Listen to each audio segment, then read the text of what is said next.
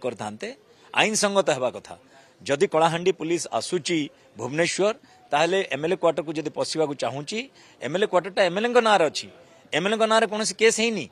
जहाँ ना केस होकर जदि कौटी घर था ना था से पशि था एमएलए क्वार्टर को पशिबा पूर्व बाचस्पति क्लीयरेंस नहीं था एमता किसी अभियोग अच्छी बोली ता सहित गोटे वरिष्ठ अधिकारी किए गोटे एटा को परिचालना करता कौन सी प्रकार आईन संगत कार्य करेनि ताकू आम उल्लेख भी करूनी विधायक गोटे मर्यादा अच्छी पदवीर गारिमा अच्छी किछिटा प्रिविलेज दिखाई प्रिविलेज कमिटी कौन पे अच्छी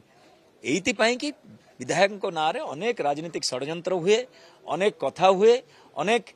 आक्षेप आसे आरोप आसे प्रत्यारोप आसे किंतु ताकू केमितिया विधायक सुरक्षित रहिबो कोनसी गोटे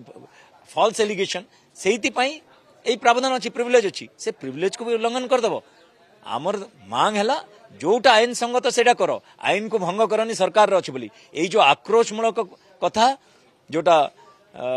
एमाने करिसेंती एवं आईन को उल्लंघन करिसेंती विधायक बासभवन रे कहीं नथिला बेले झील और मेड सर्वेंट थिला बेले पहुंचती।